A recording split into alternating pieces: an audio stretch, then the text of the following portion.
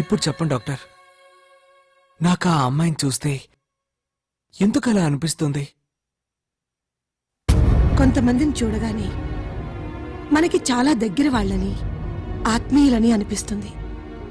ఏదో జన్మ జన్మల అనుబంధం ఉందనిపిస్తుంది. మరి మా మధ్య ఎటువంటి ఎటువంటి అనుబంధం ఉందంటారు డాక్టర్? అమ్మా నాన్న నీతో రాలేదా? పెళ్లి పనులతో వాళ్ళు బిజీగా ఉన్నారు డాక్టర్. పెళ్లి పనులా? అవును డాక్టర్, నా మ్యారేజ్ మా బావతో ఫిక్స్ అయింది. ఇదిగోండి నా వెడ్డింగ్ కార్డ్, మీరు తప్పకుండా రావాలి. అయితే నీ పెళ్లి మీ బావతోనే ఫిక్స్ చేశారన్నమాట. అవును డాక్టర్, మీతో ఇంకో ఇంపార్టెంట్ మ్యాటర్ చెప్పాలి. చెప్పమ్మా. వైజాగ్ లో నాకు ఫ్రెండ్ పరిచయం అయ్యాడు. అతని పేరు చందు. చందు? చందు గురించి ఎంత చెప్పినా తక్కువే డాక్టర్. నాకు వైజాగ్ లో నచ్చిన మనిషి అంటూ ఉంటే అది నా బెస్ట్ ఫ్రెండ్ చందునే. చందు? నువ్వు చేసుకోబోయే వాడి గురించి కంటే అతని గురించే నువ్వు ఎక్కువగా చెప్తున్నావు అంటే అతను నీకు ఎంత నచ్చాడో నాకు అర్థమవుతుంది. ఎస్, చందు నీకు నచ్చుతాడు. నచ్చి తీరాలి.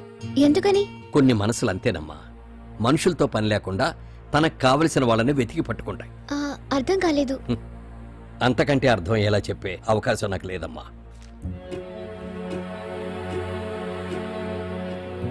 మీరేం ఒర్రీ కాకనంటి, బేస్మెంట్ కానీ ఇల్లు కట్టినట్టు కాదు, ఎసరు పెట్టగానే అన్నం ఉడికినట్టు కాదు, వెడ్డింగ్ కార్డు ప్రింట్ అయ్యగానే పెళ్ళైనట్టు కాదండి. ఈ పెళ్లి ఎలా జరుగుతుందో మేము చూస్తాం. పదండ్రా. వద్దురా, సుమా, మనిద్దరం ప్రేమించుకున్నాం, పెళ్లి చేసుకున్నాం. ఆ భగవంతుడు మన ప్రేమను చల్లగానే చూశాడు. కాని పాపం ఆ చందుని వెన్నెల్ని చూడు, మన కళ్ళ ముందే వాళ్ళ ప్రేమ ఎలా విఫలమైపోతుందో. అవునండి, విధి ఎంత విచిత్రమైందో. సుమా, నాకైతే అమ్మాయికి నిజం చెప్పేయాలనిపించింది. ఒక ప్రేమ వాళ్ళిద్దరినీ కలిపింది. అదే ప్రేమ వాళ్ళిద్దరినీ చావుదాకా తీసుకువెళ్ళింది. అదే ప్రేమ వాళ్ళిద్దరినీ గతం మర్చిపోయేలా చేసింది. ఇప్పుడు మళ్ళీ అదే ప్రేమ వాళ్ళిద్దరినీ మళ్ళీ కలిపింది. కానీ ఒక్కటి మాత్రం చేయలేకపోతోంది. లేదు రాజీవ్, నాకెందుకో ఇంకేదో మిరాకల్ జరుగుతుందని నమ్మకం ఉంది. హలో, ఎవరు? నేనే బావా. ఏంటి ఎక్కడున్నావు? అవతల టైం అయిపోతుంటే ఇక్కడ నీకోసం నేను చాలా సేపు నుంచి వెయిటింగ్, తెలుసా? రావట్లేదా నువ్వు? ఎక్కడికి? ఎక్కడికేంటి, పొద్దున్నే అమ్మ చెప్పింది కదా, పెళ్లికి ముందు సింహాచలం గుడికి మనిద్దరు వెళ్లాలని మొక్కుందని. సారీ వెన్నెలా, నువ్వు వెళ్ళొచ్చేయి. ఏమిటి నేను వెళ్లేది? మనిద్దరం కలిసి వెళ్ళాలి. దేవుడి కన్నా ముఖ్యమైన పనేం చేస్తున్నావు నువ్వు? అది నా ఫ్రెండ్కి యాక్సిడెంట్ అయింది, బ్లడ్ ఇస్తున్నాను. నాకు దేవుడి కన్నా ఇదే ముఖ్యం. సారీ బావా. నీ ఫ్రెండ్కి ఇప్పుడు ఎలా ఉంది? నేను హాస్పిటల్కి రానా? No no no, he's all right now. నువ్వు వెళ్ళొచ్చేయి. ఓకే బావా, టేక్ కేర్. నీ ఫ్రెండ్ రికవర్ అయిన వెంటనే ఫోన్ చేయి. అలాగే. ఏంట్రా అంత ఈజీగా అబద్ధం చెప్పావు?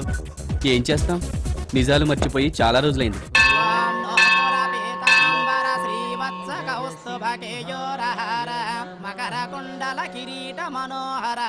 అమ్మా, ఎవరి పేరు మీద అర్చన చేయాలి? మా బావ వాళ్ళ ఫ్రెండ్ హాస్పిటల్లో ఉన్నాడు. మా బావ అతనికి బ్లడ్ ఇస్తున్నాడు. అతని పేరు నాకు తెలీదు.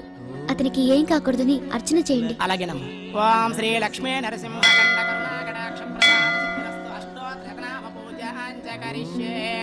కేశవాయ నమః. ఈ కుంకుమ అతనికి ఇవ్వమ్మా, అంతా మంచి జరుగుతుంది. శుభం.